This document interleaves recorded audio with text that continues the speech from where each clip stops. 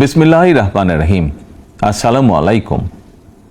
ত্যাগের পরাকাষ্ঠা, তাকওয়ার মহিমান্বিত পথ নির্দেশনা এবং আত্মশুদ্ধির অনন্য বার্তা নিয়ে বছর ঘুরে বিশ্ব মুসলিমের দুয়ারে আবারও হাজির পবিত্র ঈদুল আজহা। বাংলাদেশ সহ বিশ্ব মুসলিমের প্রতি পবিত্র ঈদুল আজহার শুভেচ্ছা। দল মত ধর্ম বর্ণ নির্বিশেষে দেশবাসীকে পবিত্র ঈদের শুভেচ্ছা জানাই। ঈদ মোবারক।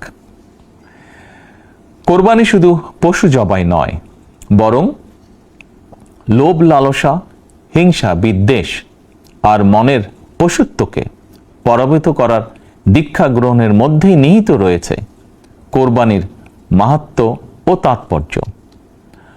আল্লাহর শ্রেষ্ঠত্ব ঘোষণা করে নিজেকে আল্লাহর কাছে সমর্পণের এই উৎসব আমাদেরকে ত্যাগের মহিমায় উদ্ভাসিত করবে, সত্য সুন্দরের দিকে ধাবিত করবে।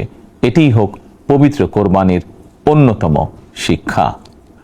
প্রিয় দেশবাসী, যাদেরকে আল্লাহ এবছর কোরবানি করার সামর্থ্য দিয়েছেন, তাদের প্রতি আমার বিনীত আবেদন, এবছর যাদের পশু কোরবানি দেওয়ার সামর্থ্য হয়নি, তাদের সঙ্গে কোরবানির পশুর মাংস ভাগাভাগি করে নিন। এটিও কোরবানির আরেকটি অন্যতম শিক্ষা। প্রিয় দেশবাসী, আপনাদের প্রতি আমার বিনীত আহ্বান, কোরবানির চামড়া যথাযথ প্রক্রিয়ায় সংরক্ষণ করুন। কোরবানির পশুর রক্ত ও বর্জ্য পরিষ্কারের ব্যাপারে পরিচ্ছন্নতা কর্মীদের সহায়তা করুন দয়া করে। যথাসম্ভব নিজেরাও পরিচ্ছন্নতা অভিযানে অংশ নিন সম্ভব হলে, যাতে কোরবানির দিনই সংশ্লিষ্ট স্থানগুলো পরিষ্কার পরিচ্ছন্ন করে ফেলা যায়। পবিত্র ঈদে কায় মনোবাক্যে আল্লাহর দরবারে প্রার্থনা, তিনি যেন আমাদের মাতৃভূমি সহ সমগ্র মুসলিম বিশ্ব ও মানব জাতির জন্য শান্তি, নিরাপত্তা ও স্থিতিশীলতা দান করেন।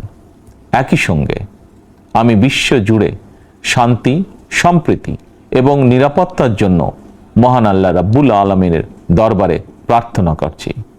প্রিয় দেশবাসী, আবারও আপনাদেরকে ঈদুল আজহার শুভেচ্ছা জানাই। ঈদ মোবারক।